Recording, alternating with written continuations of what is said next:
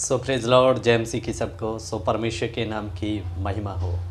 मेरे प्रियो, आज एक बड़ा ही मैं आपके सामने में अद्भुत बाइबल का ज्ञान रखने वाला हूँ, क्योंकि ये जो सवाल है बहुत बार गैर विश्वासियों के अंदर नहीं, विश्वासियों के भी अंदर आता होगा कि आखिरकार आदम वो फल खाने जिसके लिए प्रभु ने उसे खाने से मना किया था, अगर परमेश्वर को पता था कि ये फल खाने से मनुष्य जाति का आत्मिक जीवन मर जाएगा, जहाँ वो पापी हो जाएंगे, तो आखिरकार ये फल परमेश्वर ने जहाँ पेड़ वहाँ पर रखा ही क्यों करके।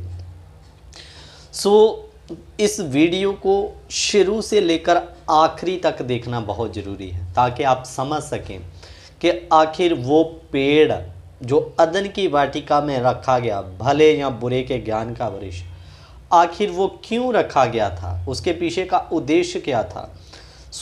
मैं आपके सामने में कुछ बातों को रखने की कोशिश करूँगा। सबसे पहले आप एक वचन पढ़िए, उत्पत्ति उसका 2 अध्याय, उसका हम 16 और 17 दोनों वचन पढ़ेंगे। उत्पत्ति 2 अध्याय, उसका 16 और 17 दोनों वचन।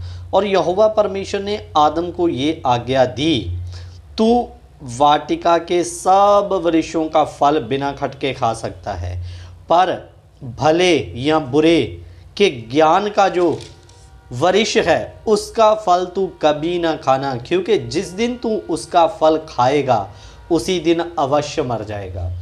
तो मेरे प्रियो, यहाँ पर मैंने पहले एक क्लास और डाली है कि जो मरने की बात हो रही है वो शारीरिक मौत के बारे में नहीं, वो हो रही है आत्मिक मौत के बारे में, ठीक है। और मैं आपको बता दूं कि यहाँ पर जब हम 16 पढ़ते हैं तो वहाँ क्या लिखा, और यहोवा परमेश्वर ने आदम को ये आज्ञा दी। तो सबसे पहली ये बात आपको जान लेनी है कि भले और बुरे के वृक्ष का फल तू ना खाना, ये एक परमेश्वर की आज्ञा है, और आज्ञा का उल्लंघन करना ही पाप गिना जाता है। सबसे पहली बात कि ये परमेश्वर की एक आज्ञा है, ठीक है। और अब मैं आपको बता दूं कि अगर परमेश्वर को पता था कि ये फल खाने से आदम और हवा पापी हो जाएंगे या आत्मिक जीवन में मर जाएंगे, तो इसको क्यों रखा गया। मैंने आपको पहला बताया, ये प्रभु की एक आज्ञा। और एक मैं आपको समझाने के लिए 4 एग्जाम्पल देना चाहता हूँ। मानकर चलिए किसी बनाने वाले ने बड़ी सुंदर एक गाड़ी बनाया, तो जब वो उस गाड़ी को बनाया तो बनाने के बाद में, चाहे वो कोई भी बनाने वाला क्यों ना हो, साइकिल का बनाने वाला हो, मोटरसाइकिल का बनाने वाला हो, या कार का बनाने वाला, या गाड़ी का बनाने वाला हो, वो सबसे पहले उसे सेल करने से पहले उसको खुद टेस्ट करता है या उसकी परीक्षा करता है कि क्या मेरी बनाई गई चीज़ जिसको मैंने बनाया है सही मायने में चल रही है या नहीं।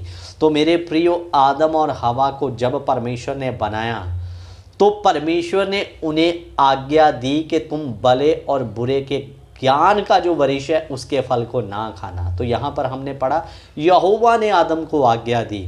तो इधर परमेश्वर आदम और हवा के लिए भी एक इधर में टेस्ट था कि जो मेरा हाथ का बनाया हुआ मनुष्य है, क्या ये मेरी आज्ञा पर स्थिर रहता है या नहीं रहता।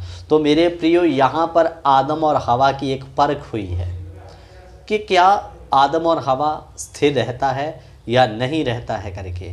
तो उसके लिए अगर आप वचन पढ़ना चाहते हैं तो पढ़ सकते हैं, क्योंकि यहोवा का कानून है वो धर्मियों की परख को करता है। परमेश्वर का ये कानून है मेरे अजीज़ों। उसके लिए आप वचन पढ़ सकते हैं यिर्मयाह की किताब, उसका 20 अध्याय, उसका हम पढ़ेंगे 12 वचन। यिर्मयाह 20 का 12। इधर में क्या लिखा, हे सेनाओं के यहोवा, हे धर्मियों के परखने वाले और हृदय और मन के ज्ञाता, जो तू बदला उनसे लेगा उसे मैं देखूं, क्योंकि मैं अपना मुकदमा तेरे ऊपर छोड़ दिया। इधर में लिखा, हे सेनाओं के यहोवा, धर्मियों को परखने वाले। ये परमेश्वर के कानून में से एक कानून है कि जो भी धर्मी होगा धर्मी परखा जाएगा। वचन में लिख कर दे दिया, हे सेनाओं के यहोवा धर्मियों के परखने वाले। तो इधर आदम और हवा की भी ये परख थी, परमेश्वर ने आज्ञा दिया ना खाना, लेकिन दुख की बात आदम और हवा उस परख में से फेल हो गए। तो क्यों लगाया गया?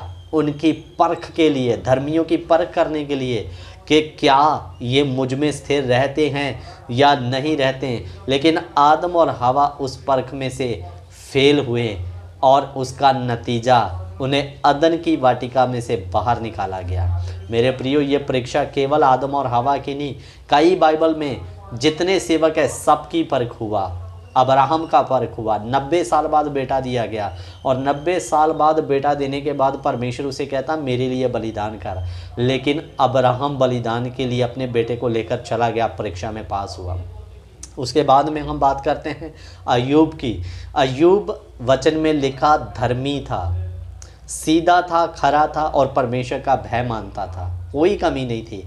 उसकी भी परख हुआ, वो भी परीक्षा में जयवंत हुआ, लास्ट में उसे दुगना आशीष प्राप्त हुआ। और जब हम नए नियम की बात करें तो नए नियम में यीशु मसीह का भी परीक्षा हुआ और यीशु मसीह भी परीक्षा में स्थिर हुए, पास हो गए, शैतान के आगे घुटने नहीं टेके और लास्ट में उसका प्रतिफल स्वर्गदूतों ने आकर प्रभु यीशु मसीह का सेवा और टहल किया मेरे प्रियो। लेकिन जब हम आदम की बात करते हैं तो आदम इनके जैसे इस परीक्षा में स्थिर नहीं हो पाया, गिर गया और उसका नतीजा इनको तो प्रतिफल मिला, लेकिन आदम को सजा मिली, अदन की वाटिका से बाहर निकाल दिया गया। तो मेरे प्रियो, एक वचन हम देखते हैं,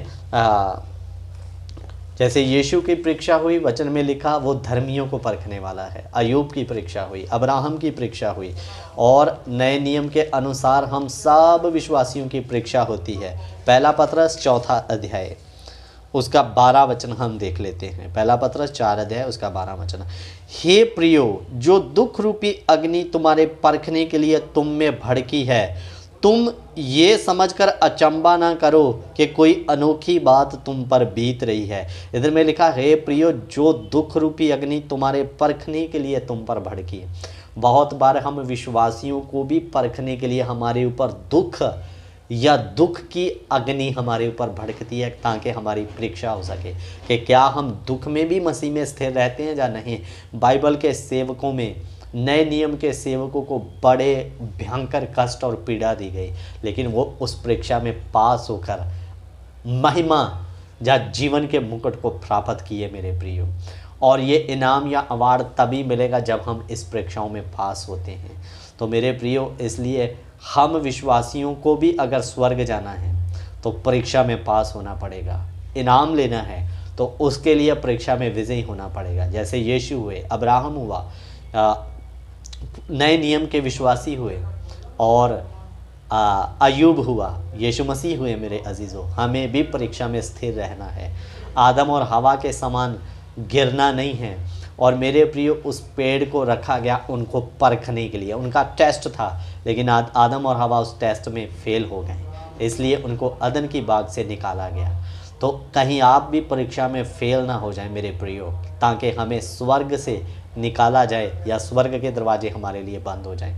इसलिए किसी भी प्रकार की परीक्षा आए, गरीबी हो, दुख हो, संकट हो, चाहे वो अविश्वासियों के द्वारा आया हुआ विरोध हो, हर प्रकार के दुख, मुसीबत, पीड़ा में स्थिर रहे तो प्रभु हमें मेरे प्रियो इनाम या स्वर्ग के रास्ते हमारे लिए खोल देगा।